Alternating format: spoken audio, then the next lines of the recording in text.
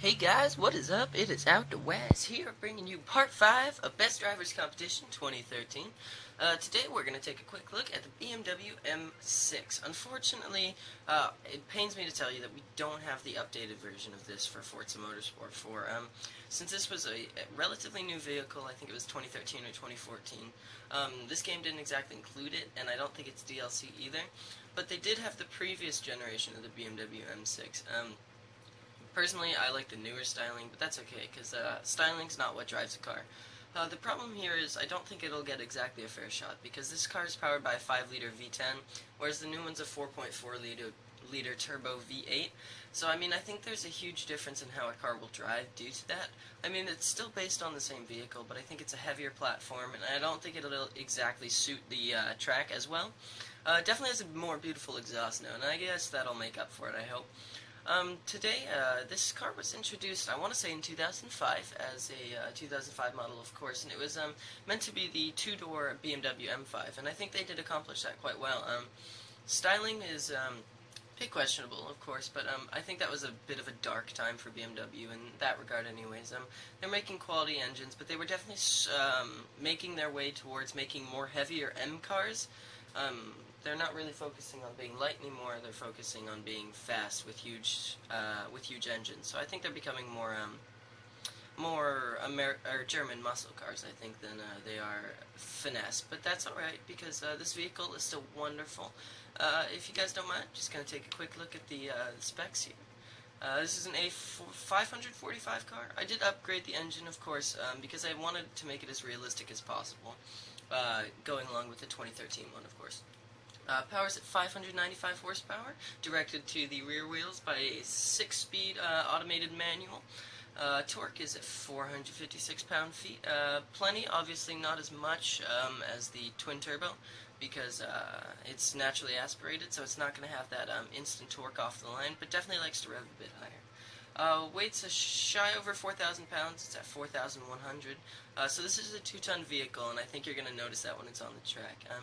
Front to rear brake weight bias is 53% to the front, 47% to the rear, and the displacement of that V10 is 5 liters.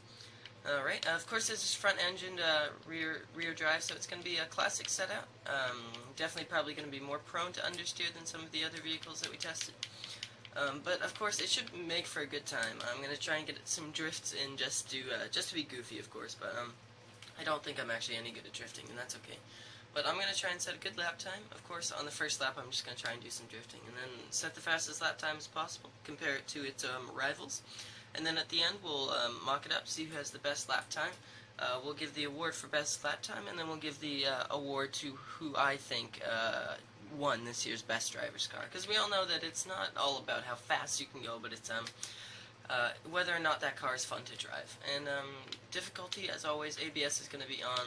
Then the rest of the assists are off, and the braking line is going to be on for today. Setup's just going to be the same as normal, because Forza programs it so that it's always in sport mode for the sportier vehicles. So hopefully this should be a good time. Alright, starting up into the line. This bright orange, same color as they did for the 2013 BMW M6, so I figured I might as well put it on. Try and make up for the lack of 2013 version by painting it the same color, I guess. You definitely notice off the line not as much power, but definitely when you get into the higher rev ranges, this car really comes into its own. Brakes are solid, huge carbon ceramics, of course. Again, going on the fact that this isn't really a sports car anymore, as it is a German muscle car. And I think that's a sad thing. I think BMW has really lost its way, and I don't know if it'll ever come back. Maybe when we see this year's M3 and M4 coupe, then we'll start to see whether or not they're finding their way, but I don't really have that high of hopes. Always, I want them back, but BMW seems to be reinventing its brand image, and that's okay, because, I mean, it's just not what we have anymore, and I don't think it's alright to complain about it, because I guess that's their decision. Topping out at 100 underneath road and track sign. Oh, definitely soaks up the bumps well there and comes out with a little bit of oversteer. Power in the higher rev ranges, like I said earlier, is really, really good. Engine note's pretty nice. I'm not sure if you guys can hear that. Coming down the corkscrew, definitely a heavy car. Responsiveness is dulled. I think because it's almost 2 tons, a little more than 2 tons, which I think is just too much for a vehicle like this, but that's okay. Power definitely makes up for it. I mean, you can fix a lot of things with some power, and I think that's something that they did try to do, since this thing's almost at 600 horsepower, and I think that's a good thing. Yeah, definitely not as light on the track as you'd like it to be. Feels a bit like an SRT Viper with a bit more control, and I think that's a problem. We're going to go into cockpit cam. Looks like I just skipped by it, but we're back now. Definitely good interior, dated of course. Since this is only a 2005 generation model, it's not going to be new or as fresh as the new BMW M6 or some of its other competitors. But definitely looks the part, I think. Sporty carbon fiber trim on the center console, and that's all very good. Paddle shifters, of course. And my guy's actually not reaching down to the center console to shift, which is kind of funny, because on most cars it does that, and I don't know why, but that's alright. Coming underneath the Bosch shine here, yeah guys, tell me what you think. Do you think this car has a chance at it? Of course I want to know what you guys have to do. I'm trying to be as unbiased as possible, but it's a little hard to do, because some of these cars I do like and some I don't like. But I am going to try and do my best. I want to see, out of the previous 5 cars, since I think we're about halfway through our Best Drivers 2013, tell me which is your favorite out of all these vehicles. Personally, for me, I think it's going to be the R8 V10, but I don't think we've really come into the really powerful, good vehicles. Next up, we're going to have the Bentley Continental. I think I tuned it to be more super sport, or whatever they tried to do this year. Also, uploading schedule, guys. I'm going to try and do 2 of these a day.